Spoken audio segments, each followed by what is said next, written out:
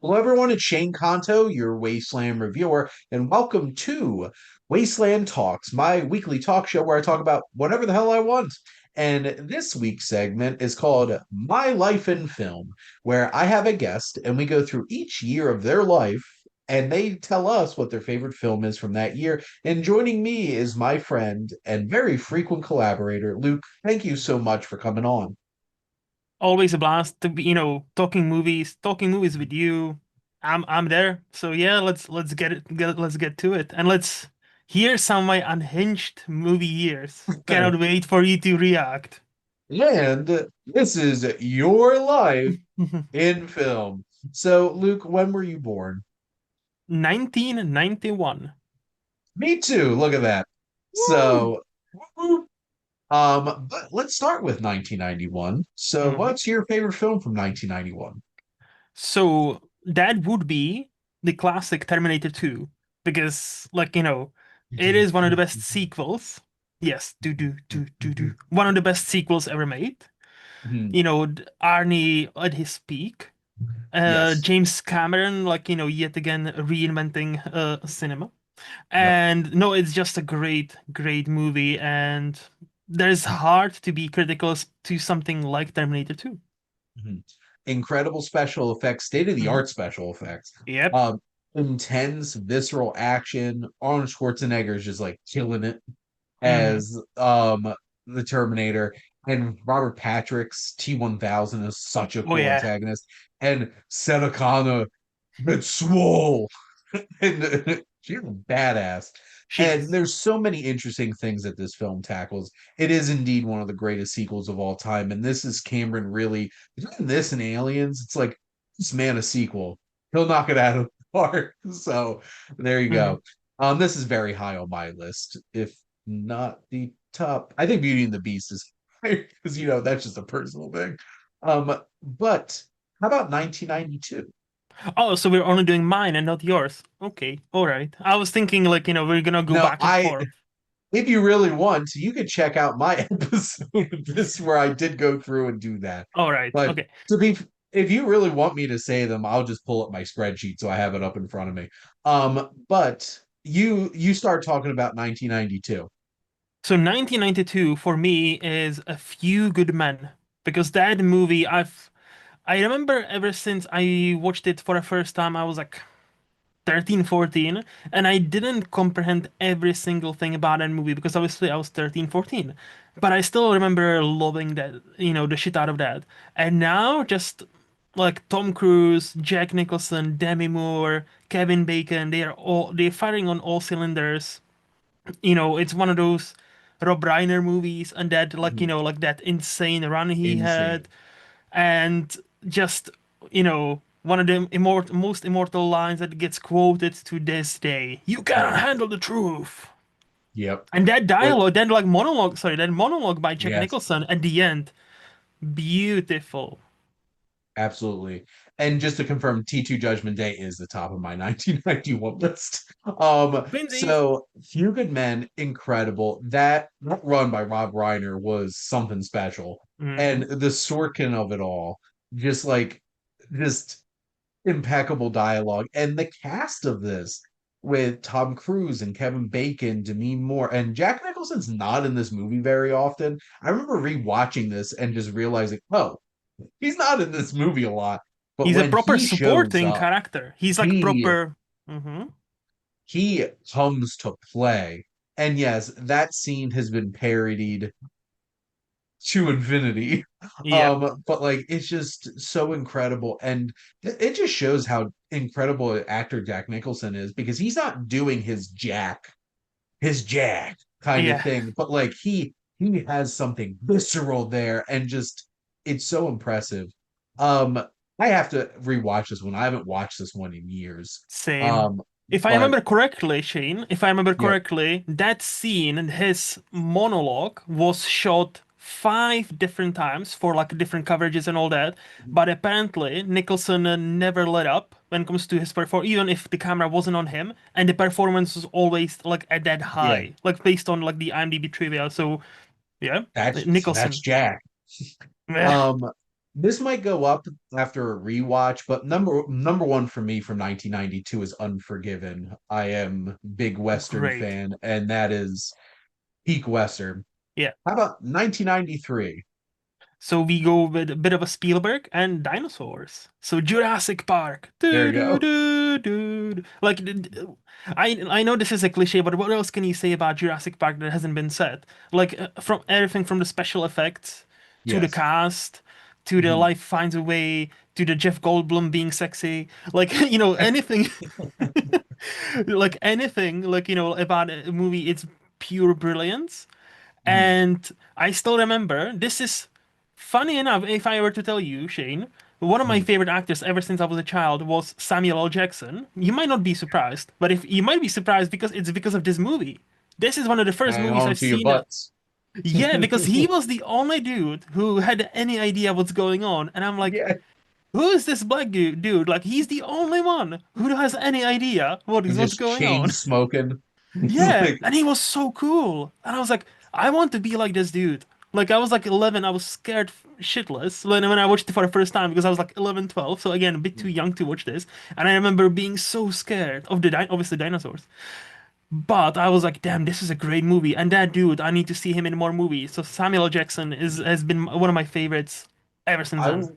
I want to see the Mr. Arnold cut where we get to see his death scene. Yes. Because which here's the thing, this film is perfect.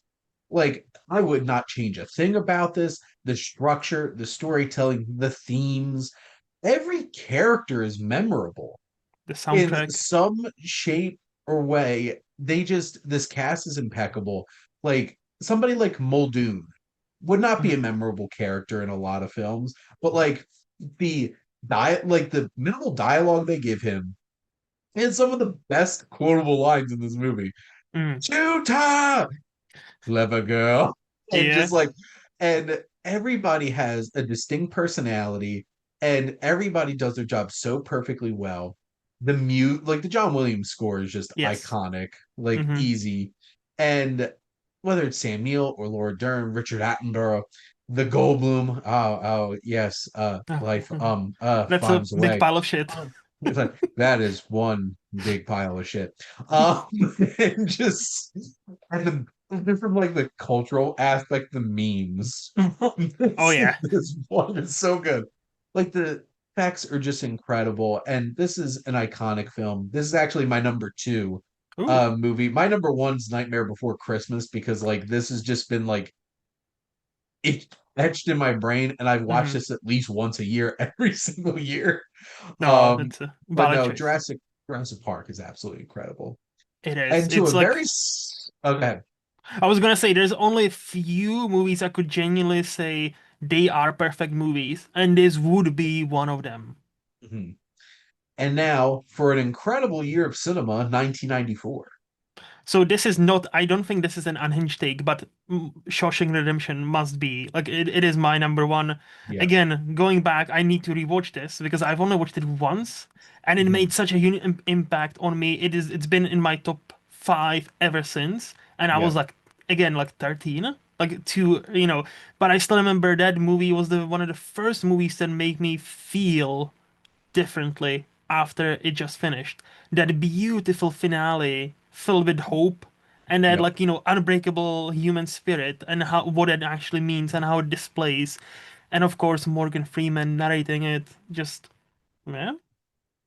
Just this is one of those films that is so well made and such an Hmm. impressive film, but also is so universally beloved because cinephiles and mainstream audiences can all love this film because it hits on all those different levels. There's a Yes. reason why this is like the number one movie on IMDb. Still, yep. It's still because it just has that universal appeal, but it's shot by Deakins. This looks incredible. Frank Darabont and Mike Flanagan are the only two people who should adapt Stephen King novels. Yes. And just the performance is like not the hugest fan of like Tim Robbins, like I would never like think of as like one of my Hmm. favorite actors, but he's so good as Andy in this. And Morgan Freeman's like, I guess it's because I'm Irish. Just Yes. like just his dialogue and Brooks is here. Brooks was here. Mm-hmm. Mm-hmm. That sequence guts me. Mm. Guts me. And I remember watching this for the first time because this was my best friend growing up's favorite movie, and he showed me this in college and it just blew me away. I'm just like, how have I never watched this movie before? Yep.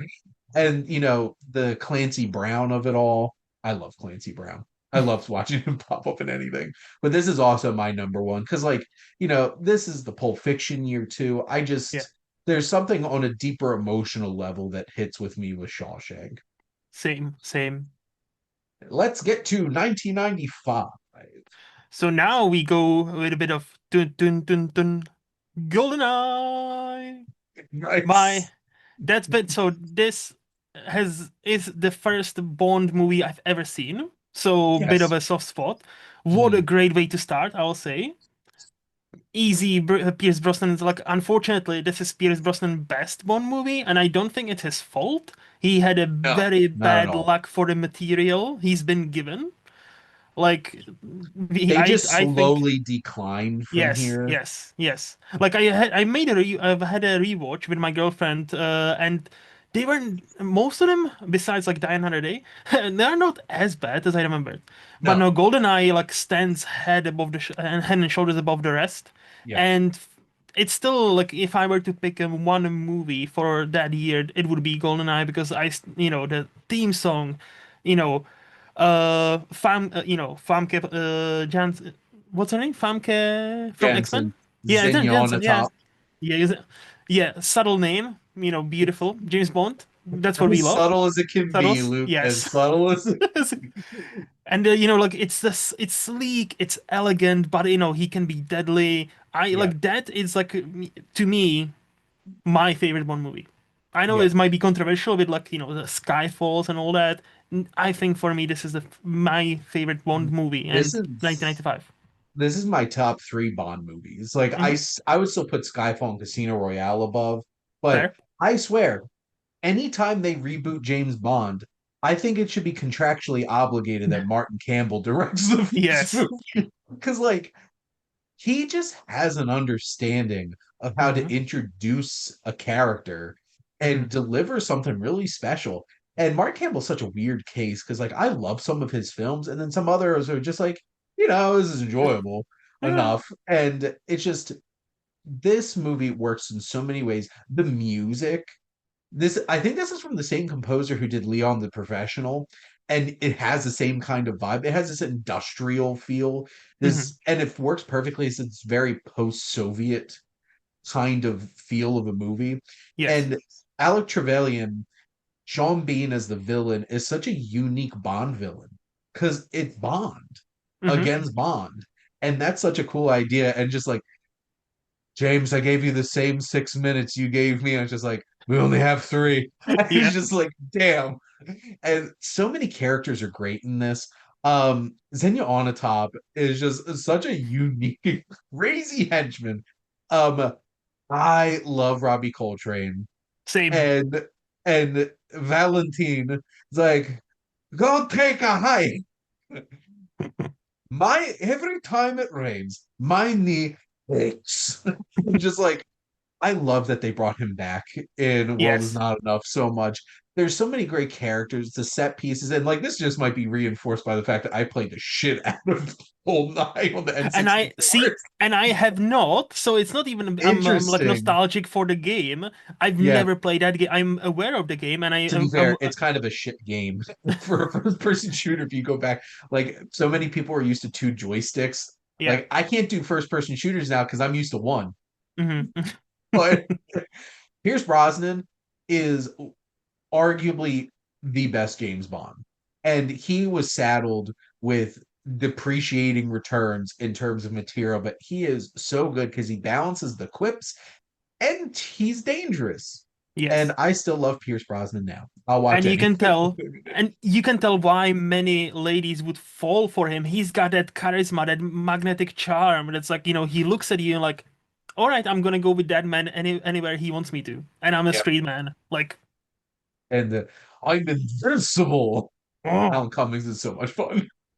This is my number four of 95. 12 Monkeys is my favorite. Adam would appreciate that. Yes. Um, 96.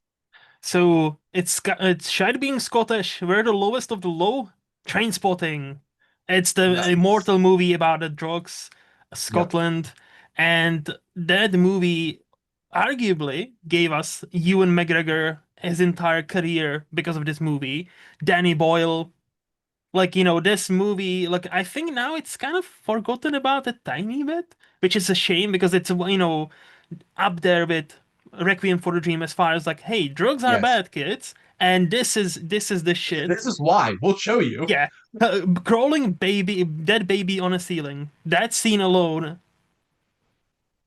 Hmm. Wild, wild. Ewan Hmm. McGregor is so incredible in this. The four of them are really good. Yeah. And Ewan Brenner and Robert Carlyle would go on to do a lot of other stuff too. And Hmm. why am I blanking? Because I love her. Um Oh, and Kelly MacDonald. yeah, Kelly McDonald. I love her so much. She's And this great. cast is great. And yes, this is so uncomfortably visceral of a film. And yes, Hmm. that baby scene is one of the most haunting things I've ever seen in a movie.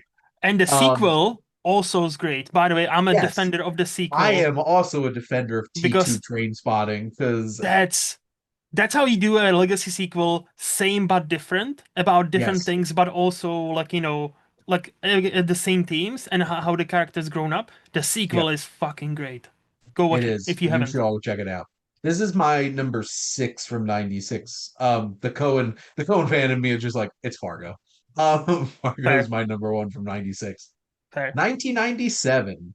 So this is where one of the first years I'm gonna cheat because my Okay. favorite one is a Czech movie, which is kind of a theater recording nobody has ever heard of, or besides Okay. Czech people.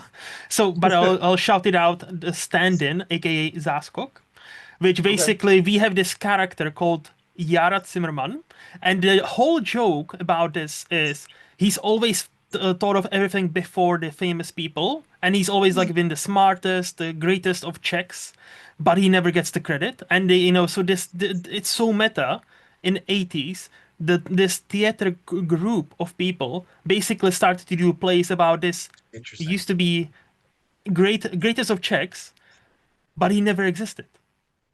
And it's a whole joke about like how he invented this, but like he invented dynamite, but the patent was stolen from him and shit. It's so funny. And the display alone is about a guy who is supposed to be a great actor, and he's playing a stand-in in this theater play, but Yeah. he's a bad actor. And he never learns his lines, so he basically screws up the entire theater play. And they are trying Yeah. to help him out as it's going. It's hilarious. It's one of the most hilarious things that you will ever see. So, but since you haven't seen it, and nobody has seen it unless they're Czech, my second one would be The Fifth Element, Okay. which it's a classic. It's Or it's Data a Multipass? multipass. Speaking of multipass, have you seen her daughter? She basically printed a clone of herself. Mila Jovovich has Yes. a daughter, is like 18, 19 now. Insane. She Yeah. also recreated that multipass picture. That's Mila Jovovich, like when she was young. I was like, Yeah. all right, okay. Except she's also Paul W.S. Anderson's child too. Nothing wrong with that. No, like he's got some good movies. Um, and he has none of his DNA in his daughter because she looks just like her mom. Yeah, good for her. But no, Yes, like good so, for like her. the Fifth Element is a quirky. It's Hmm. colorful. It's one of the few sci-fis that are actually kind of upbeat and are not like, oh, humanity destroyed itself and we are trying to survive. No, we're still thriving 1,000 years Yeah, ahead. But it's just like flying cars, Bruce Willis, yes. unfortunately. But like, just yeah, no, It's it's just great. I love the Bond ending. Because it definitely has a Bond ending. Yes. You're just like, well, they're doing it. Hmm. Hmm. Absolutely. No, that movie is so much fun from top to bottom. Hmm. And Luc Besson has such a very interesting vision as a director. Yeah. And sometimes he just has something really special. there. Mhm. That's actually my number three. My number one, and I'll die on this hill with LA Confidential should have won Best Picture in 1997. Sorry, What won that Titanic. year? Oh, Titanic. Okay. Oh, duh, Titanic. 97. Yeah. I'm just like, sorry, not sorry. LA Confidential. Um, but 1998. So, class again, Spielberg. Saving Private Ryan. Like, how can you compete with one of the, if not the best war, or at least WW2 war movie of all time? Hard to compete with that. It's from that opening scene of on Exactly. D-Day is just from start to finish. The cast is insane. Hmm. The talent and Tom Hanks is so good in that film, and the Matt Damon of it all, and the amount of money people in movies have spent trying to save his life. And let's, But shall we not forget about Vin Diesel also being there? yes, the amount of young actors, like even like Barry Pepper Yep. and Giovanni Ribisi, Hmm. just there's so many great young actors in this film, and then all like the small, like random minor characters of like Paul Giamatti and Ted Yep. Danson, and just like all Yep. of that too. Yep. There's no arguing here. This is an incredible film. This is actually my number three because the number one is The Big Lebowski, and my Fair. Coens are showing again, I was gonna say. which I endlessly quotable is The Mhm. Big Lebowski. And now for an incredibly special year of film, which is 1999. What do you got, Luke? So this is where the unhingedness happens, I think, or starts, sorry. Okay, So my very first one is again another Czech movie, but I think it would be most famous, maybe okay. for us at least. It's called Cozy Dance, aka Pelíšky. It's about basically the spring of just before we were occupied by Soviet Union in 1968. And as it happens. So if you know some history about that, it's a very impactful movie for many Czech people still. And it's a great movie about what happened during that age. And we follow like these two or three families, how their life changed after. Great movie, honestly. Okay. But my second choice, and this is where the unhingedness will come, in the year of great movies, my favorite, even though it's not the best, Yeah. Star Wars Episode 1 Phantom Menace. I'm sorry. I'm sorry, everybody. I grew up, look, in 1998, I was 8. And so, like, Yep. yeah. I So, remember. I didn't watch Star Wars until I was like 12, and I was one of the few ones. I haven't been spoiled on the Darth Vader twist. So when I watched the originals, I was like, wait, that's his dad? Holy shit. And then I watched the prequels in like 2002, I think. Uh, Or and yeah, so I was the perfect age, and I don't hate that movie as many. I actually enjoy it. And if anything else, Duel of the Fates. yes. Duel, if Um, anything which else. which might be the greatest piece of music ever made for a movie ever. It's almost Um, like John Williams knew, hey, this is a questionable, choice. This is a questionable quality of this movie. We need something proper epic. and nobody will think about anything else but this. Yes, Just go there. Pod racing and Duel of Fates. That's I know. basically what people I latch know. on to with this. I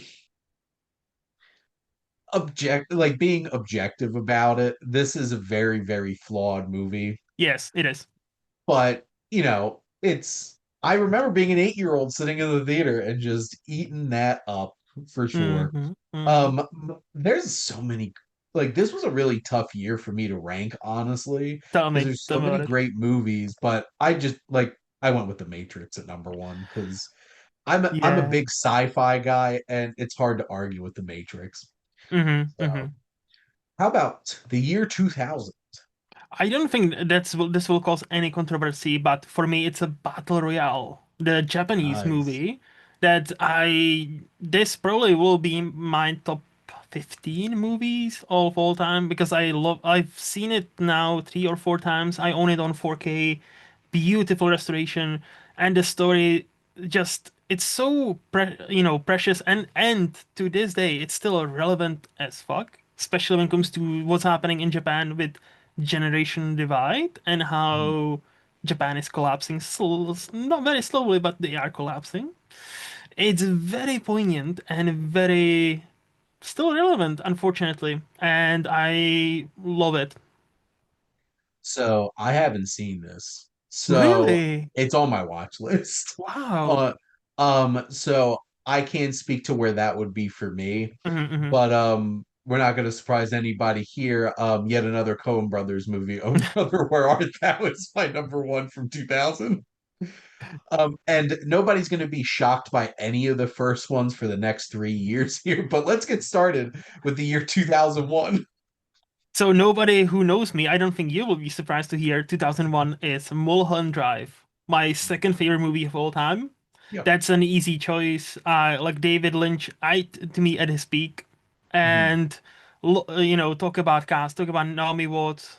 You know, that's the movie that introduced me to Naomi Watts, and I'm like, hey, she's fucking awesome. And that's the movie that unlocked, like finally when I understood it after like sixth viewing, I think that's when I also understood I don't need to understand what happens because the moment the movie starts, I'm pulled right back in. The atmosphere, the score by Angelo Badalamenti, just everything, the direction. There is a reason this movie has only one Oscar nomination to its name, to its title, and it's for David Lynch and his direction. You can argue Naomi Watts should have been also nominated. I would also argue that, Yeah. and she wasn't, which is a shame. But like even the Academy, for all their not so much love of David Lynch, they're like, yeah, that's something else. And It was yeah, Lynch, and he went hard to Lynchian. yes. Um, Mulholland Drive is definitely like I think I've watched it 3 times now, and it's been like slowly creeping up and me having a I'm not going to say better understanding, a better connection to Hmm, what the hmm, experience is. Because I hmm. remember watching for the first time and just being like, "What the shit?" Yeah, me same, Just being same. like, But see, there's a and difference, right? Like for me, the first time I was like, what the shit? Oh, lesbians. I love this. Not because of the lesbians, but I genuinely, when I was like, again, 13, 14, a bit too young, I was just like like, lesbians. like the moment I still remember what I thought when the movie finished. I was like, I don't remember, I don't understand anything that just happened, but I understand how I feel, and I understand somehow love this, even though I don't understand a single thing that just happened. And now on my sixth viewing, I'm like, I think I understand now, and I don't really care. Like, I just love that feel. I just love that vibe. I just love the unique LA atmosphere of like the night atmosphere of that Lynch creates so meticulously. It's a horror, Mhm. it's romance, it's kind of a mystery. It's like all of combined, and also Hollywood. Just, I think this is one of a kind of movie. Yeah. Well, that's the thing. And I feel like anything that David Lynch made was a one of a kind Yeah, experience. Fellowship of the Ring. So of course. boom, there it is. So Our local Hobbit 2000, right here. 2002. So for me, that's a year of Sam Raimi and Spider-Man, the original Spider-Man. Like Yep. there is a reason if I were to rate all the or not Marvel, all the comic book movies, that this will probably be in the top three for me because this is how you do a comic book movie. This is how you do adventure movie. This is how you Yeah. do origin movie.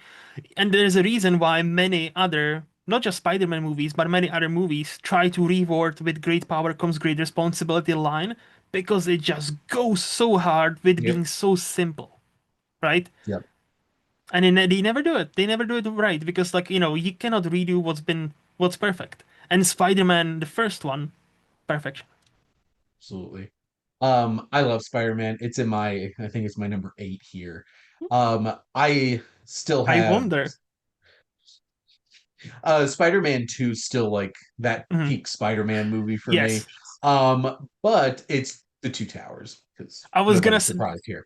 I was gonna say. I wonder. 2002. There is no wonder. And 2003. I was gonna say. So I think for neither of us, this is the people who know us. This will be surprising. Lost in Translation, of course. Yep. My favorite movie of all time. Yep. It's arguably Bill Murray's best work I and would what say he's so. able to do that. And what him and Scarlett Johansson do, what Sofia Coppola does, is just absolutely incredible and just such an atmosphere. And Exactly. it doesn't need to give you like this beautiful, perfect romance ending. It's just about people, lonely people. Mm-hmm. And again, like the movie, yeah, as you said, Bill Murray, great. Scarlett Johansson does not have a career she has now if it wasn't for this movie.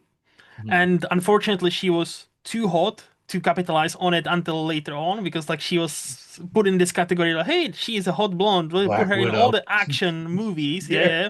Put her in the leather suits and stuff, because she's nice to look at. But she's an incredible actress, and she Yes. should Yes, have she is. won at least one Oscar by now. Marriage Story, maybe, if not for this movie, Marriage Story, She should have won. I'm just gonna say it. She should have won two Oscars or back JoJo. in Yeah, 2019 yeah. because for both Best Actress and Best Supporting Actress. But I those are wouldn't be just my surprised. thoughts on that year for the Yeah. Oscars. No, but like, Um, talk about vibes. Like, this is my ultimate vibe movie. I would not change a single frame. Like, genuinely, like, no, always in. The moment it starts, I'm always in. I'm always enjoying my time, even though it's kind of like the different kind of enjoyment. It's like the melancholy kind of enjoyment. yeah. I wonder Well, what's and your it's the pick? return of the king. So, and moving on. Like I said, anybody who knows me and knows how much I love Lord of the Rings, that was an easy decision. Yes. 2004. So surprisingly, not Spider-Man 2, even though it's Okay. close. Yep. A movie called Downfall, the German movie about the Um, last days of Hitler's yep. life, and it made such an impact on me. It's been in my like top five for a while. Like, it's made such a huge impact on me because I still remember the scene with the kids towards the end of the movie. Holy shit. So I'm just gonna Mm-hmm.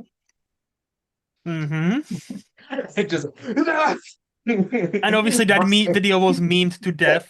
Yep. my friend Matt, that is like his favorite favorite scene from a movie to ever. Yep. He just like chucks glasses and just the it was a Bruno Gantz, Yes.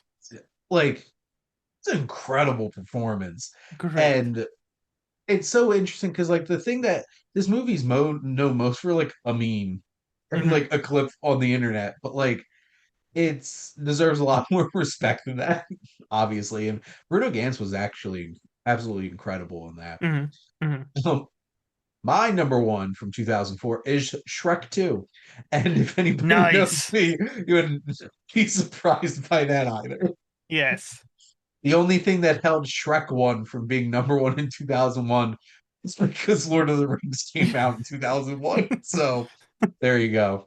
Shrek and Lord of the Rings and Mad Max. It's Nice. Shane. It's So there Shay. you Yeah. go. It's Konto. 2005. So I think it's gonna be less controversial than my 1999 pick, but this is where I would have Star Wars Episode 3 because Okay. yeah, that's again Yes. the prequels. Look. Listen, are they flawed? Listen. Are they flawed? As my colleague, like my colleague from work always says, listen. I start to say it as well. So, are those movies flawed? Yes.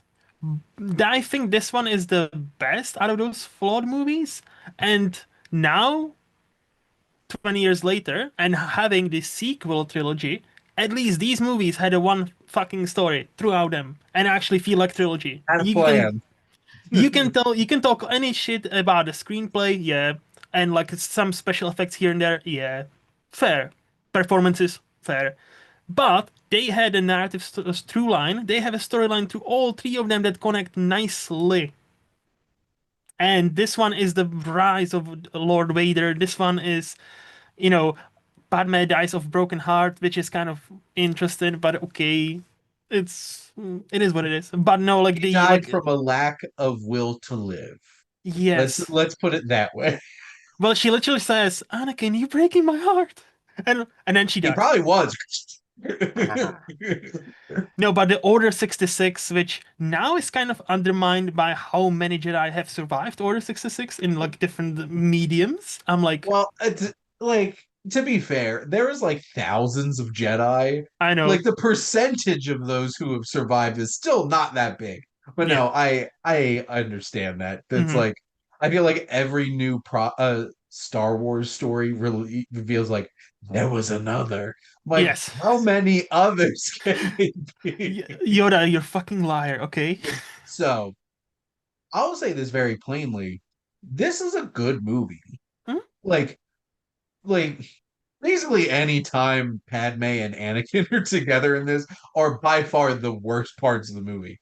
Yes. But there are legit great performance in this. Ian McDermott is incredible as Yes. Palpatine. Like Hmm. that scene, the tragedy of Darth Plague is like that's like acting. And Hmm. Ewan McGregor's so damn good Oh yeah. in this movie. This movie is actually a really good movie. It just has some elements of it that like aren't that great. I feel like this is leaps and bounds above both Attack of the Clones and Phantom Menace to the Yes. point where like this is probably one of the better Star Wars movies.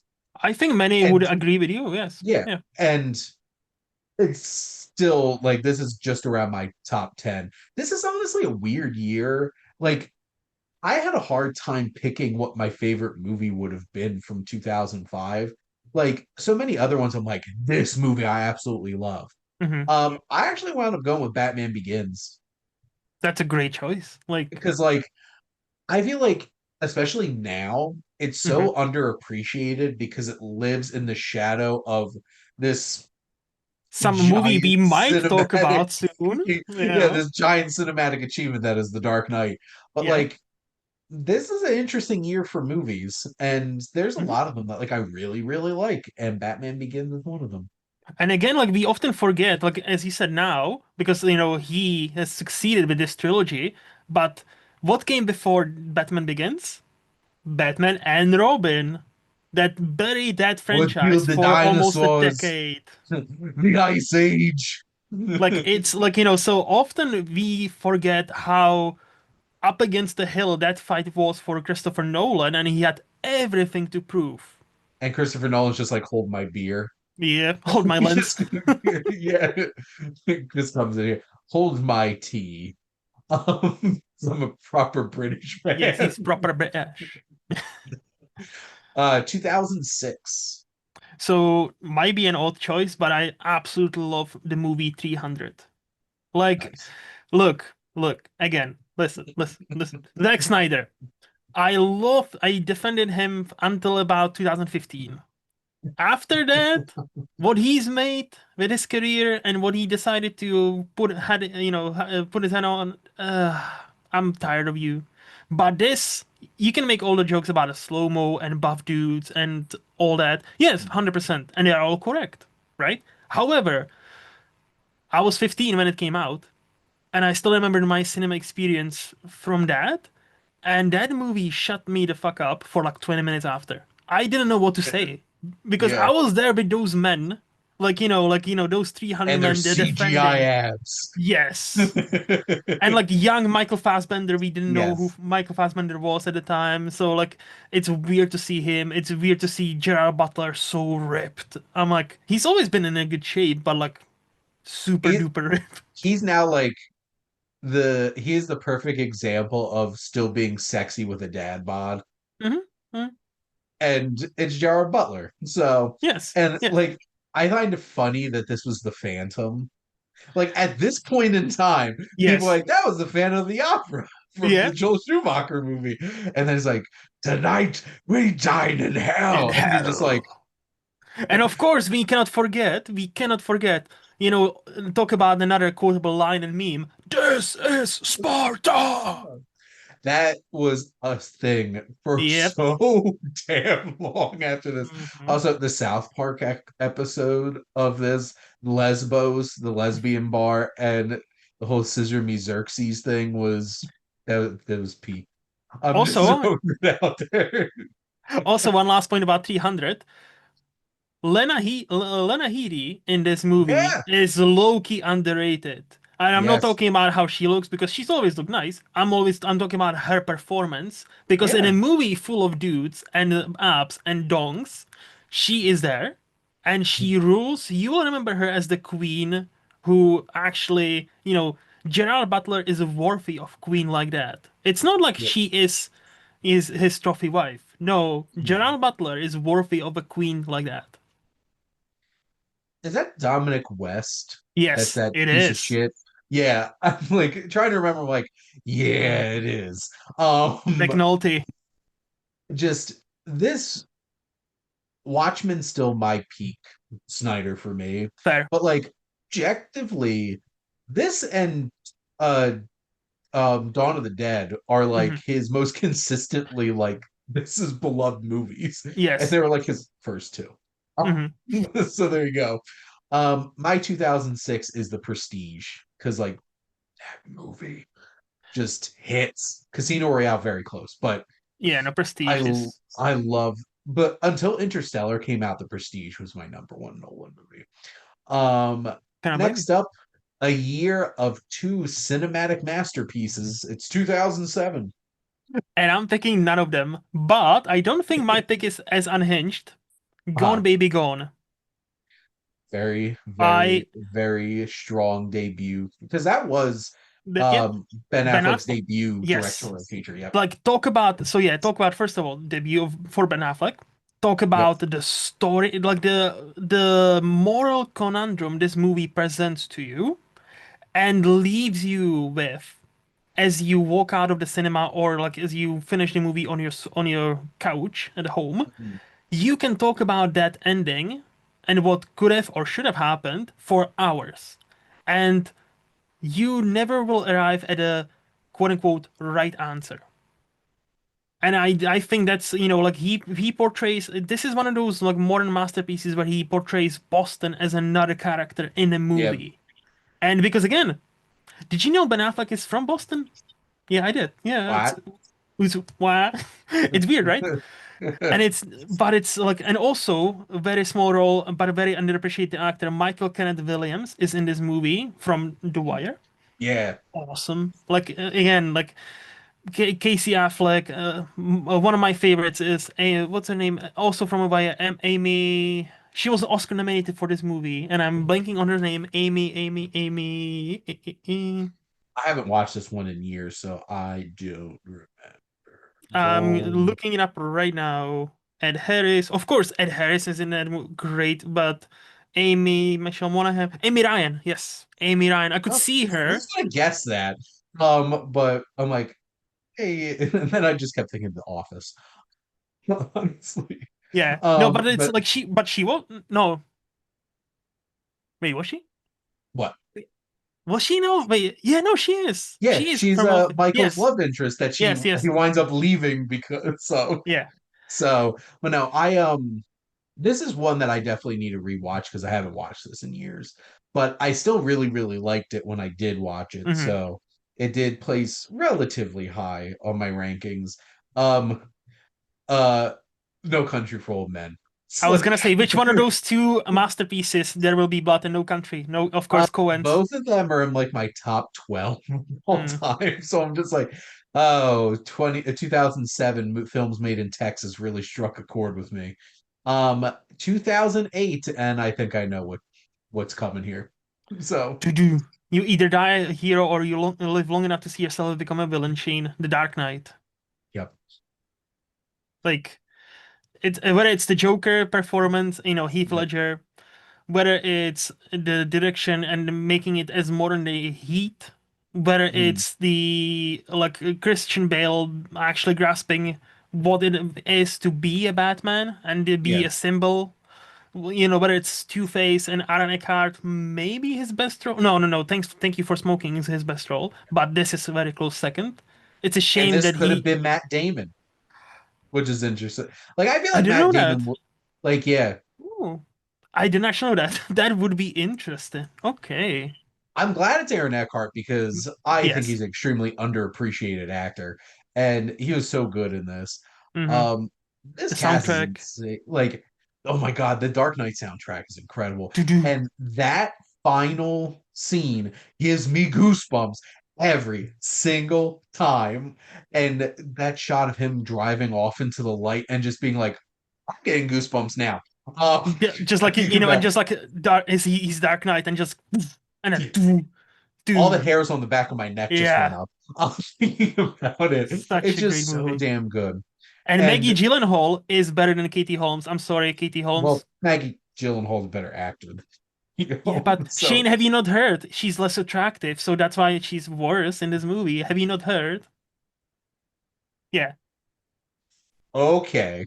I know. Um, People. okay, Mm, internet. yes. Okay. It's just this is incredible and it's so impeccably made. And damn, the Joker, Yeah. just wild. This is actually my number two Ooh, because I love In Bruges so that's a goddamn great much. movie. Great pick. I think the best use of the C word in the history of cinema in the course of just one sentence.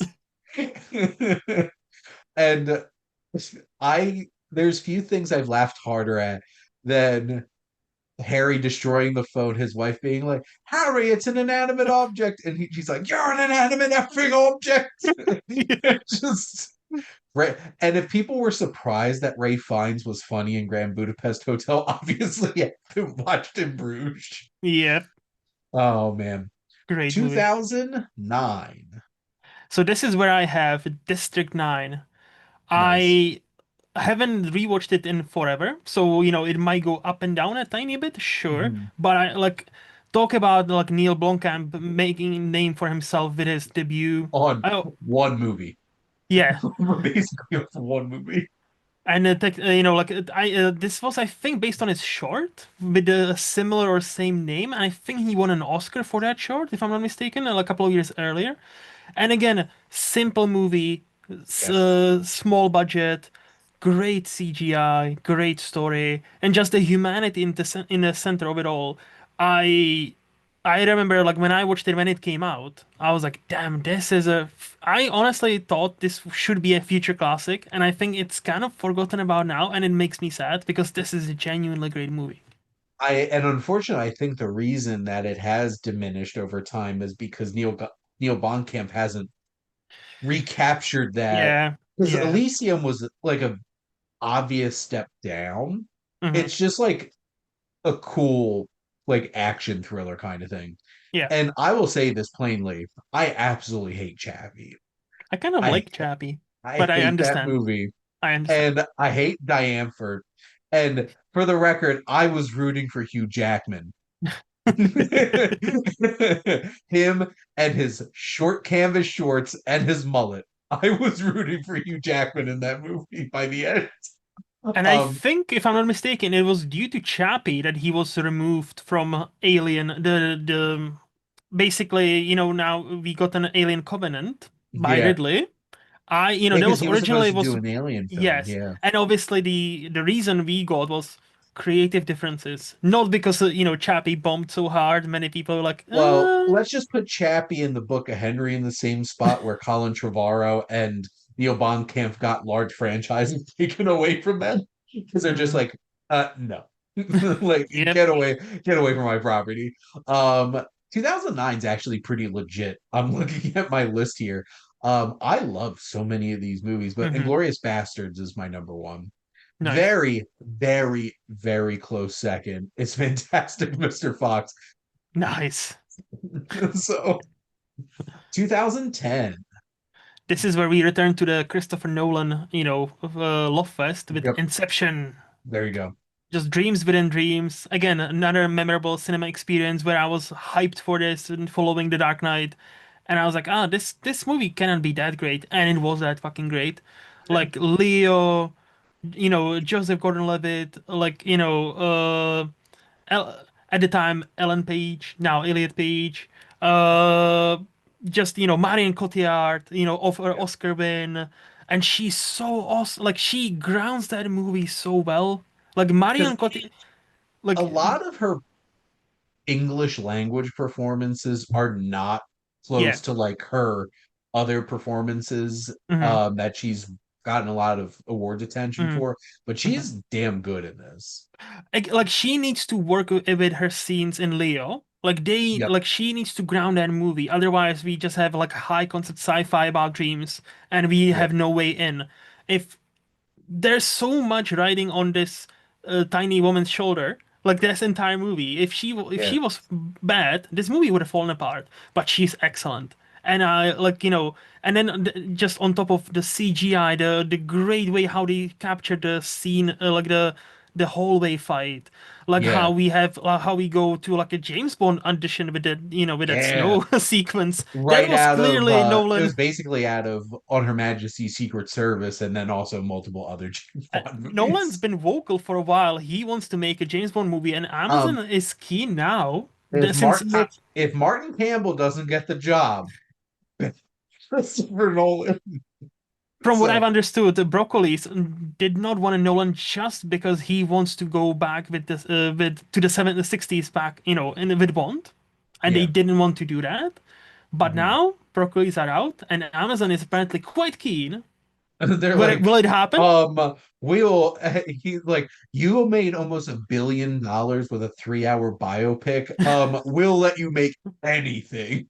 Yeah. So there you go.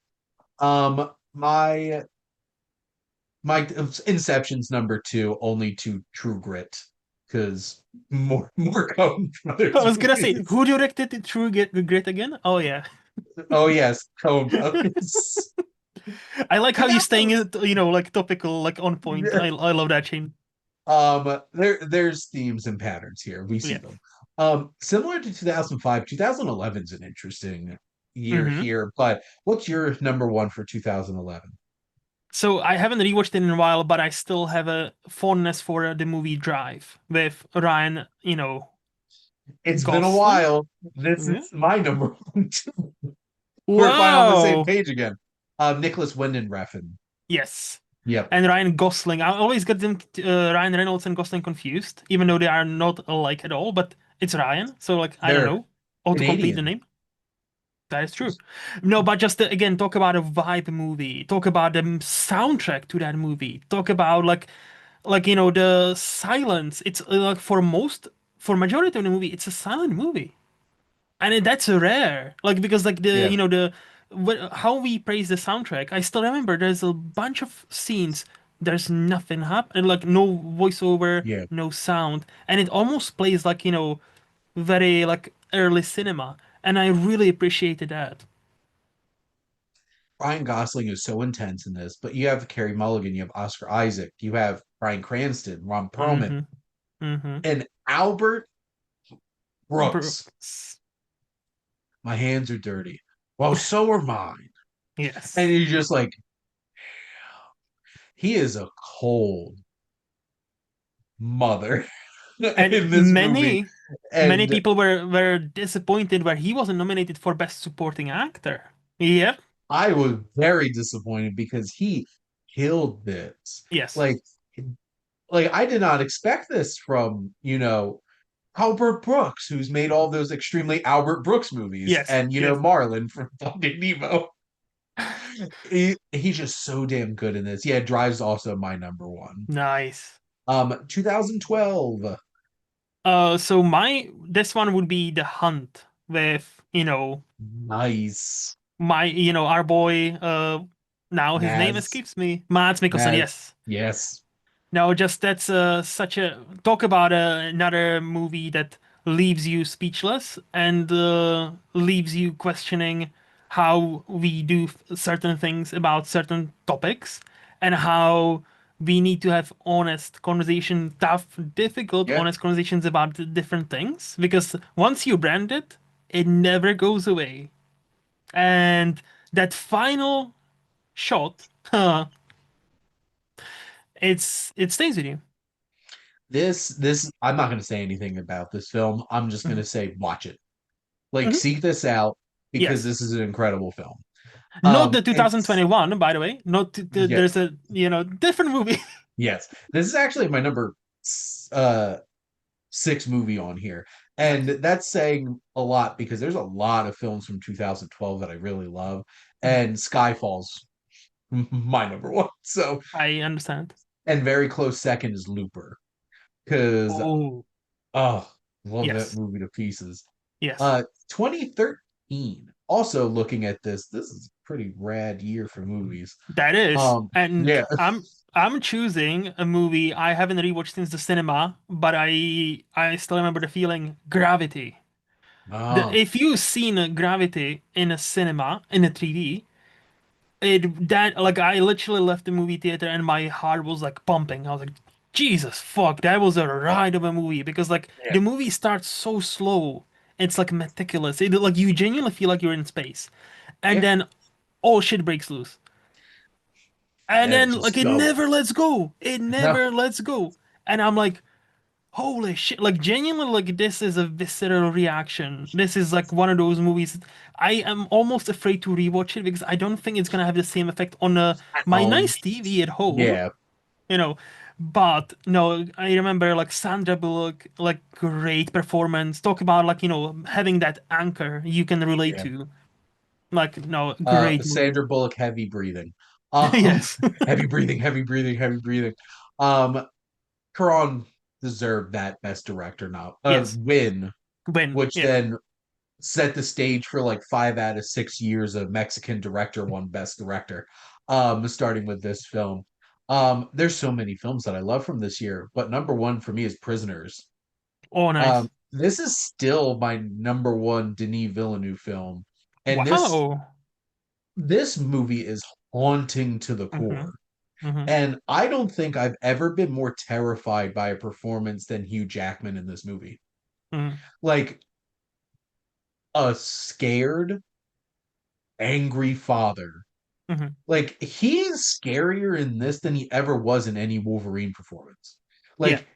Like him with a hammer, in that one scene in this movie is absolutely incredible. But no, Prisoners and the deacons of it all, because damn, he shot the hell out of that movie.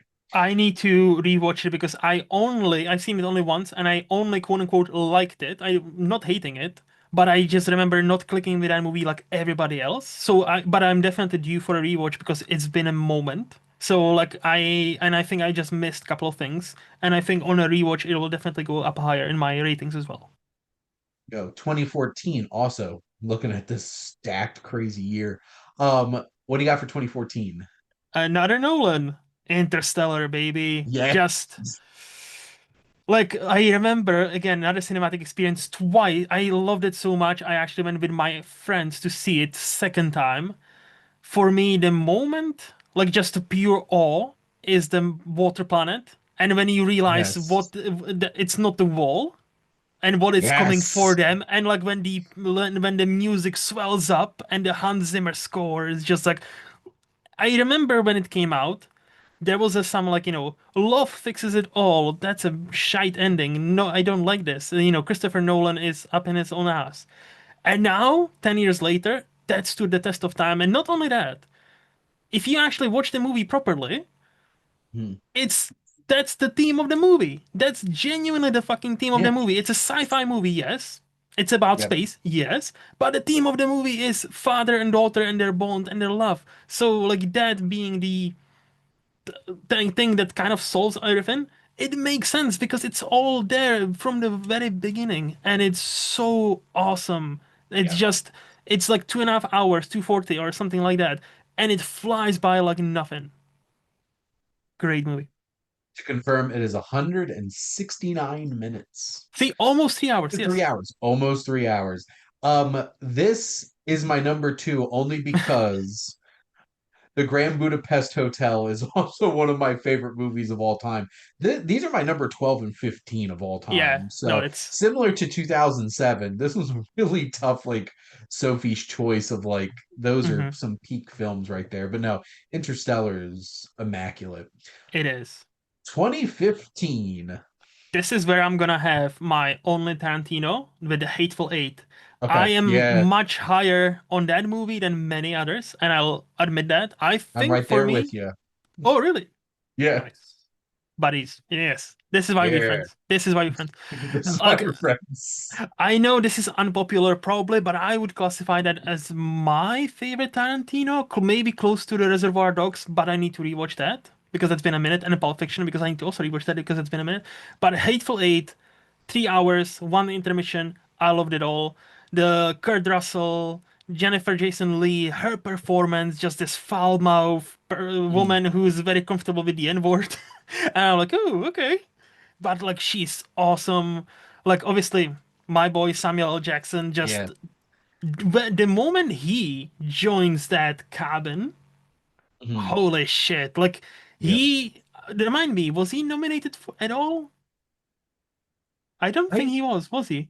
was Jennifer Jason Leigh the only one Yeah, nominated for I believe this? so because I know she Which was, but I don't think he was, and because that's Samuel L. insane. Jackson, Kurt Russell, and Walton Goggins are all incredible in this too. Hmm. And Ennio Morricone, this was not just here take an Oscar because this score is great. That Yes. opening, that Yeah, right. the whole entire carriage ride, with carriage ride into Hmm. Rock, Rockbridge, like that whole entire thing is incredible, and it just captures that vibe of like this is a murder mystery Yes. vibe. And like you were expecting like a spaghetti western score. No, this is like a murder mystery score. And it works so damn good. No, this is my number four movie from this year, and Okay. it's one of my favorite Tarantino's. I just love Brooklyn, Ex Machina, and my number two favorite movie of I all mean, time, if you just clump Lord of the Rings together, is Mad Max Fury Road. yes. It's Yes. absolute cinematic perfection. Hmm. Hmm. This is I, interesting for me now because 2016 was the first year I started, like, I watched over 100 films that year. hmm. So, Hmm. like, this is where things are getting interesting. But what do you got for 2016? If I remember correctly, also stacked here, but Yes, I went with Hell or High Water. Just me too. I nice. love this movie. Same. Like it's such a, and again, talk about simple. Like Mhm. it's a good simple story, but like, the family, the common people are in the Yes. core of it. So it's easy to root for. It's a brilliant simple plan what they have cooking. And Yeah, Chris Pine, until then, I wasn't that sold on Chris Pine as an me actor neither. because I was like, yeah, he's fine. That movie, I was like, all right, dude has some chops. And ever since then, like I'm like, I like the dude knows how to act. And obviously, the other one, is it Ben McKenzie? Ben Foster Foster, is yeah, so good. yeah, yeah, And he's one of the most under, like, he steals this movie. He stole a 310 to Yuma almost out from yeah. under Christian Bale and Russell Crowe. Mm-hmm. Just and this film accomplishes having two incredible duos because I love the Chris Pine Ben Foster dynamic, Yes, and that Jeff Bridges Gil Birmingham dynamic is excellent. This is the most Coen Brothers movie without actually being a Coen yes. Brothers movie. Like I could see the Coen brothers have would have made this movie. But the direction's incredible. And this Taylor Sheridan script, Mm-hmm. I think this is one of the last ones that he wrote before he started directing films because Wind River. Yeah, But no, I wanted this to clean up at the Oscars that year. same. But like it came down to Moonlight and La La Land. I'm just like, well, at least Hell or High Water was there. You I was gonna appreciate say, it. at least it was nominated. Like for a Yes. movie that came out in like May or April, like quite early on, it's I rare for those movies to get nominations. I think this was specifically an August film, which is Ah, the weirdest month outside of January to mm, get Oscar nominations out of. Because okay. like August is that end of summer dumping ground. It Yeah, might have come out earlier for you, I don't know, but I distinctly remember this being. I thought this was an August release, and it just came I'll out of believe you. nowhere. Hmm. It Yeah. came out of nowhere. 2017. So this is my last one where I'm gonna cheat because my first one is a Okay. movie I think you might have seen, but not many others. It's a Hungarian movie called On Body and Soul. That was the submission for the best foreign feature of that year.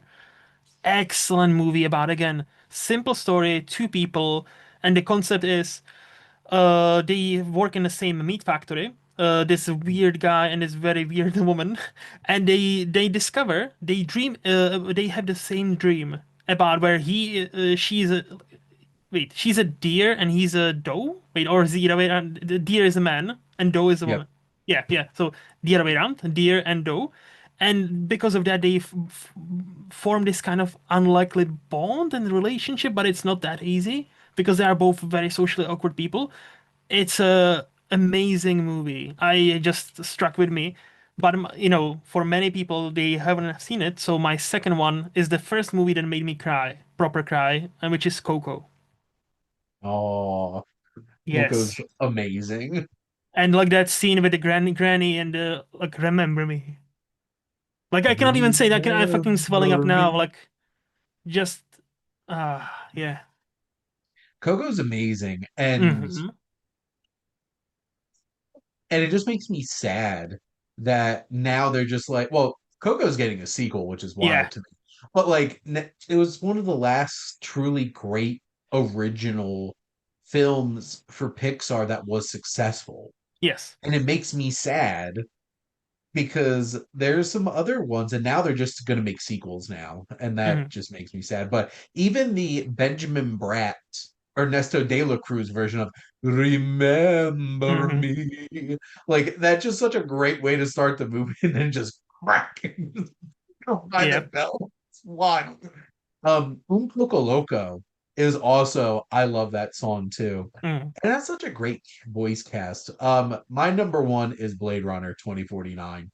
Um, Probably Yep. maybe people will be shocked it's not Logan, but Logan is very close to the top. Hmm. Um, 2018. So this is my Mission Impossible Fallout here, where like, Yes. even if I were to rank them, I feel like I'm slightly higher on a Rogue Nation, tiny bit Mhm. maybe. But Fallout is an amazing piece of action, amazing piece of movie. Yes. And just the stunts, Superman, Henry Cavill loading his guns to fight, like another meme. Talk about another meme. Yes. No, it's just such an enjoyable, great movie. It is cinematic perfection when it comes to action movies. It's one of the greatest action movies of all time. Yes. And this is actually a low key, like there's some films that I absolutely love from this year. Hmm. And that Fallout's my top five, but number one's Annihilation. That movie like Oh, blew my mind. nice. Alex Garland is on my frequency. I'm one of the few people I feel like that liked Men. I haven't Like seen it, but pissed I off want to. everybody. Yes. Yes. And this is because like Ex Machina is one of my favorite films of all time. Hmm. 2015, such a great year. But Annihilation just blew me away. And then Great. just remember somebody in the theater getting up at the end and being like, that was the worst movie I've ever seen, and stormed out of the theater. I'm just like, damn, man. We're up to the stacked year 2019. So what do you got? I think we might match. We'll see. Parasite. We don't, All but right. continue. So This is a modern, like, I don't like to use this word, but this is a modern masterpiece already. Like yep, Bong Joon-ho, yep. this is like, talk about where everything aligns just well enough for your movie to go from, hey, festival darling, to, hey, more people are seeing it and more people are loving it, to, hey, we're gonna give you all the Oscars. Like, this is such a great movie, and on Yeah. multiple rewatches, you catch the tiniest of details about how he splits the screen between the classes, how he splits the screen between like the people all the time. The movie is beautifully shot. It will stay with you.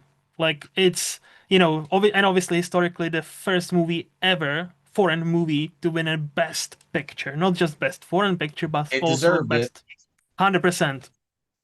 I this year, like I'm looking at just even like my top 15 Hmm. are all Hmm. like all-timer movies that I Yes. absolutely love. And that's the thing, like the ranking was hard, but Parasite's way up there. But my number one is actually The Lighthouse. Oh, nice. I This is such a weird ass movie Two men with farting. farts and masturbation and just why'd you spill your beans, Tommy? I can smell your I, jism. I am a humongous Robert Eggers fan, Same. and this movie is unhinged and absolute. This is a cinematic vision perfectly fully realized. And it is wild. I can see why people don't like this movie, but I love it. I Same. love it to pieces. Now we're getting to the weird territory Yes. because 2020 was an interesting year, but what do you have for your number one?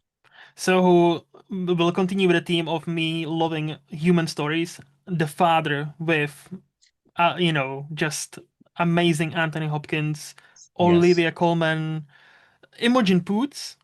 She's Yep. also like a great in that movie.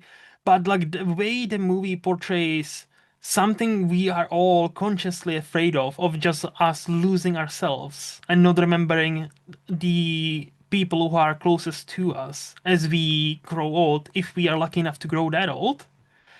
How Anthony Hopkins, he was, I think, 81, 82 when he portrayed this character. It's it's amazing. I still haven't seen. I will say this. I still haven't seen Moraine's Black Bottom. That Yep. with the Chadwick Boseman Yep. last movie.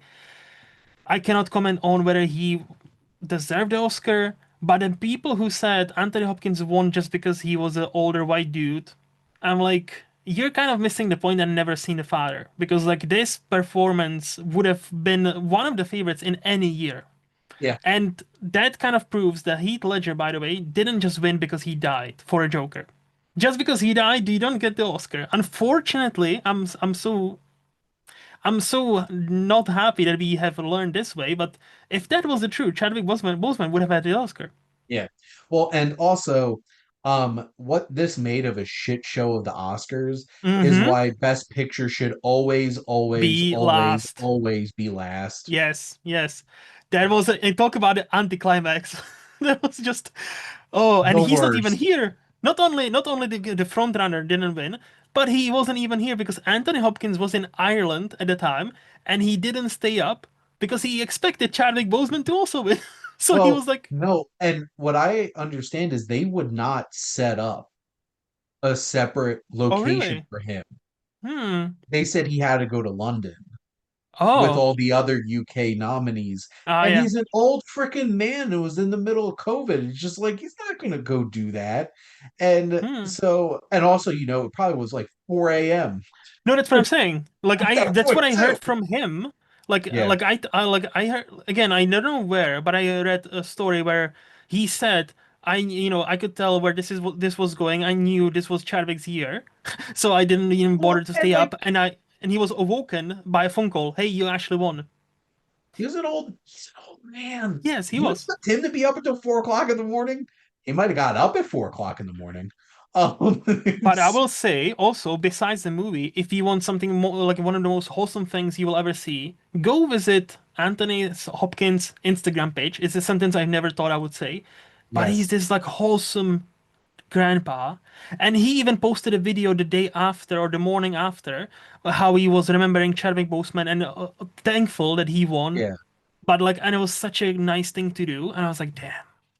Well, and also he is late in age diagnosed with autism. Mm, And he is an absolute like he is one of the most fun people to follow on social media. Him yeah, doing his dances and stuff like yeah. that. He's adorable. What's interesting is this technically I have this under 2021 Ah, because it didn't come out until like February 2021. hmm.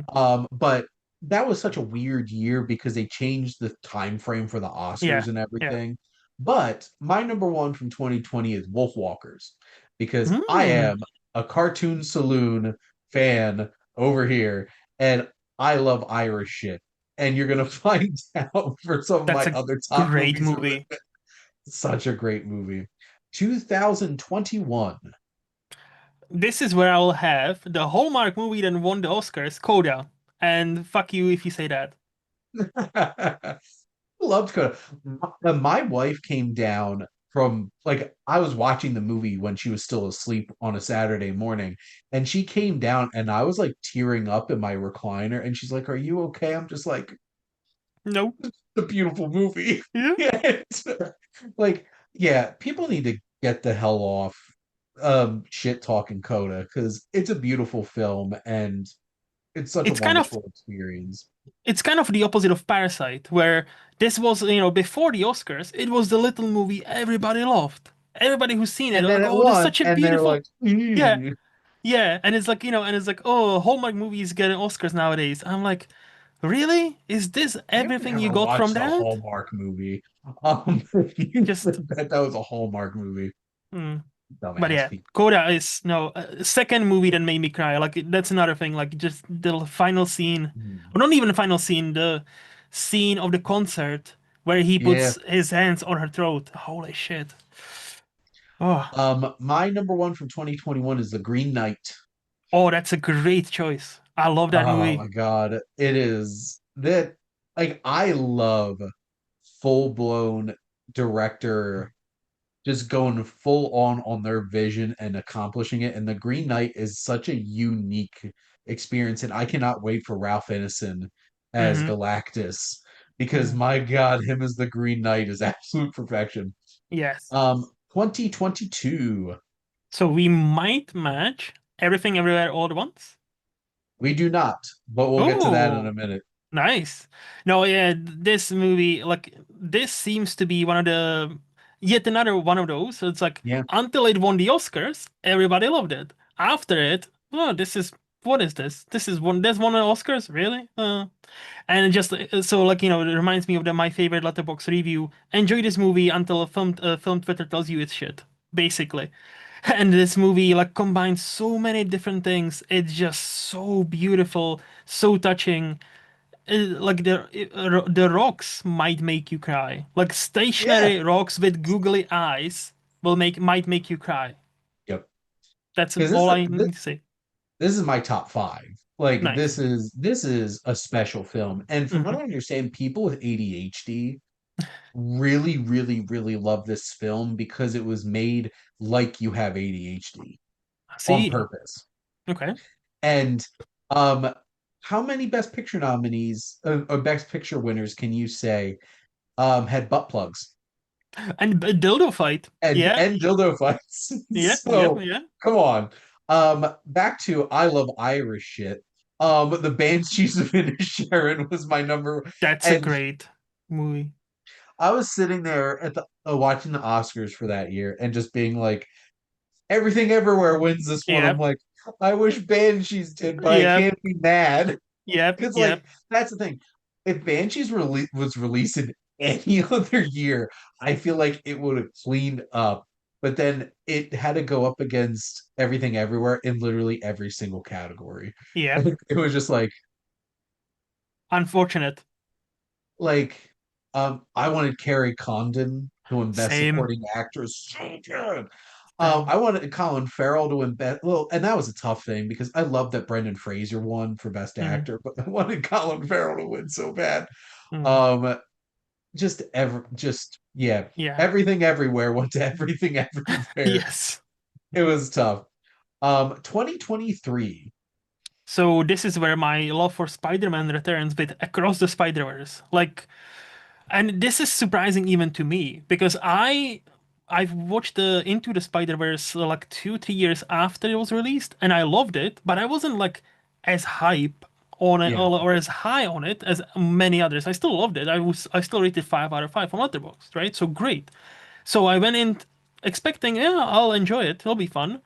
And I rewatched it in a cinema for a second time, which I rarely do.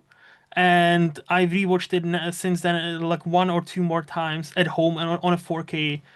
It just still holds up. It's still so beautiful. It's beautifully animated. It's a one almost non-stop action ride, yeah. but it also has a lot of heart, and Mhm. it's a Gwen story. I understand the Yes. complaint, it's a movie and a half. It's not really. I Well, don't like I hated the ending the first time around. The second time around, I'm like, actually it fits. If it finished when I hear, oh, it should have finished 20 minutes ago. If it finished 20 minutes ago, it wouldn't have been as impactful. I said what I said. It wouldn't have been as impactful because Gwen's story wasn't finished at the time. Gwen's story, she hasn't found her new band. It wouldn't have been as impactful. And yeah, so we get a bit of a tease, and Beyond is now coming in like 5 years. Would I be, that's also shit. Yes, but Yeah. this is not this movie's fault. I my only gripe with it is I would slightly change the ending. Fair. And that's and just real quick, I Hmm. want that Gwen moment with her dad. Hmm. Hmm. I'll take the moment her pulling the team together. Hmm. I think it would have been more impactful if it ended right when he realized he's not where he thought he was. See, like I feel like yes, but at the same time, like But like that's this is that's like also less of nitpick. a yeah, no, no, but that's like a less of a you have the stakes are less high than he's actually trapped and he sees not only his uncle is alive, but he's a bad dude. Well, he was a bad dude in a previous universe anyway. Yeah, But also him, he needs to now he's go a up bad against guy. himself, right? And like him like like thinking about what he needs to do next, and it's like. No, I'm hyped. I am again. The first Well, time that's the it thing. bothered I me. was I was ready, so hyped for it to come out the next year, which I never thought would actually happen Yeah. because it didn't even start. Which I still love this movie, and to be frank, I like it more than the first one. Hmm. Too, but it was so funny because I honestly kind of thought you were gonna go with the easy pick, which was Oppenheimer, and then I was gonna be like, that is not my number one. Oppenheimer's my number two. This one is a very personal pick for me, and it's the Iron Claw. Oh yeah, yes, that was the year of Iron Claw. Yes, I should have known. Yeah, that nobody saw and didn't get any recognition at the Oscars. I just recently watched this and started crying and almost called my brother if I didn't have to hop on a Zoom call in 5 minutes after finishing the movie. Like Hmm. I had to like clear tears. I'm like, I gotta go interview somebody because like it hits. And being a professional wrestling fan and just it struck me on a whole different kind of level. I need to watch it. I still haven't seen it. It's on my Amazon Prime queue, so I'm getting to it, Shane. I'm just knowing it's supposed to be very sad. I'm just like I need to be in a certain mood to watch it. So like Yes. I will watch it, but it's just I'm Well, this like is what happens when you casually watch it one evening. yeah, I wasn't emotionally prepared for this. yeah. We're getting towards the end here, and Hmm. we got 2024. Which is maybe unhinged, but I don't care. The substance all the way, baby. Just the 2024, I think it's not as bad of a year as many people portray it to be. I think there are a lot of sleepers that will Mhm. become much more appreciated over time, like Brutalist, like I'm Still Here, like the Brazilian movie and all that. But the Yeah. substance, I can see it now in 10 to 15 years. It's gonna be a cult classic in the same way like many other body horror are, or even like a Rocky Horror Picture. I can see over now in 15 years, there'll be screenings of people packed in a cinema watching The Substance for the first time and having a blast with that body horror. But also, it's about a lot of other things. Demi Moore, she was a front runner for, you know, there was a reason for that. She lost to Mikey Madison, which is literally the plot of the fucking Substance. And the people who are like, this is too on the nose. And then that happens at the Oscars, and I'm like, is it now? Anyway, But here's the thing. Maggie Madsen was very deserving, no, I was but not it, to take it anything from her. like it is just some poetic element of Exactly. just like, oh, wait a minute. And I'm not one of those, just because I love Substance so much, I'm gonna shit on. No, I loved Anora, and to be fair, I knew it was a flip of a coin. I knew there was a flip of a coin between the Demi and Mikey. I was slightly sad, but I'm happy for Mikey, and I hope she does the best with her career she can right now. Also, Margaret Qualley, the way she was not nominated for any major awards, like infuriates me. Margaret Qualley in that movie is awesome. Yeah, So, absolutely. but yeah, And she's so hot right now. literally Popping up and and figuratively. I meant it figuratively, but I'm not going to argue that she's also not literally. Um, this is a year that had Furiosa, Nosferatu, and Doom Part Two. I'm eating well genre fan over here, but oddly enough, this is back to back years where I felt like on an island with my number one movie, and that is A Complete Unknown. Um, It's a great movie. I love this movie. And there's a subtlety to this movie that I don't know. I don't want to be judgy, but I feel like a lot of people just overlooked a Hmm. lot of like what really works about this movie is subtle. Hmm. And Timothy Chalamet had an incredible performance. And Yeah, also, he literally performed. Like he was doing all the actual music, which is really because it was like impressive. mixed half and half with Bob Dylan's real voice, right? Some of the songs were like a half and half, if I'm not Well, mistaken. well, if you can tell that it's Timothy Chalamet's voice Hmm. because like that it's not Bob Dylan's voice because it sounded better. It's the same thing with Walk the Line, which I love. You can definitely tell that's Joaquin Phoenix and not Johnny Cash. Yeah. Which also great casting of Boyd Holbrook and Johnny Cash in this movie. And I loved um Barbaro, was it Monica Barbaro who Yeah. played. I was rooting for her so bad for supporting actress too. And also like Edward Norton was great too. I Hmm. just loved this movie. I'm a big James Mangold fan. He makes movies like they don't make them. Ford v Ferrari was also like peak 2019 for me too. Yeah, that was a great one. I did want to do this too. It is 2025. What's your number one so far? Well, so far, it must be Sinners. Sinners is such a Yes, like like easy choice for now, at least. easy. Like Like, yeah, but no, like Michael B. Jordan in a double role, first of all, and he's great in both. Second, Ryan Coogler, who's only made hit after, like he's got three incredible movies to his name, banger, banger. And Black Panther second one, which is again, it's not his fault. Like, the movie, I'm still much higher on it than most I people, but still I'm think it's great, and I yes, absolutely loved Wakanda Forever, but yes, I yes, can understand why people didn't like the white people in it. yeah.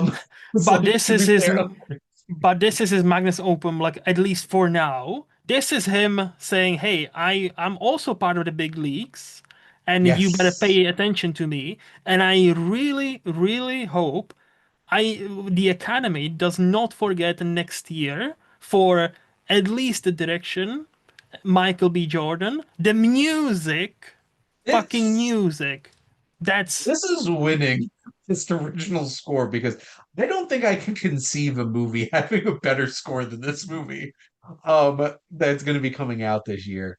Sinners, which was crazy because I saw Warfare the week before and mm, I love and like I'm like, bam, easy number one of the year, and then a week later I'm like, oh, bam, easy, like number one yeah, this year.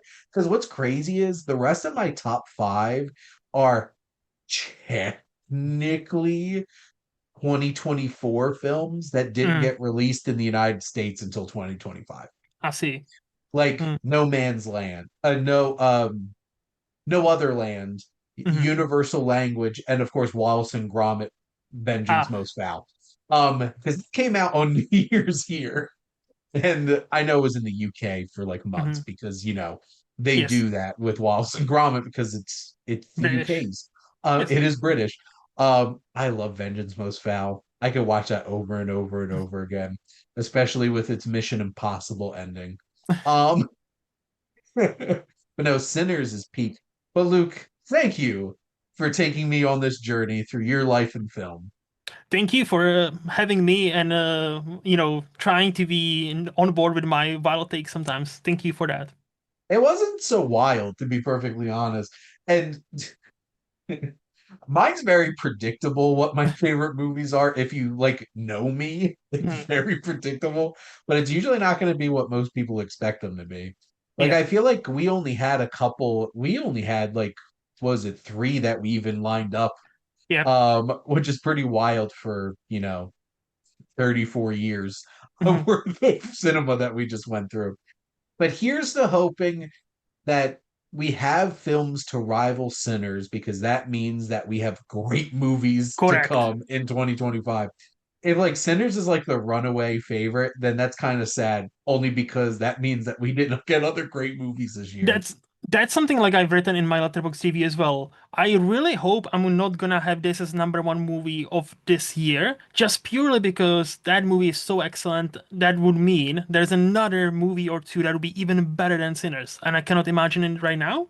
So yeah, like if I hope something will beat it, just because I want to have more good movies.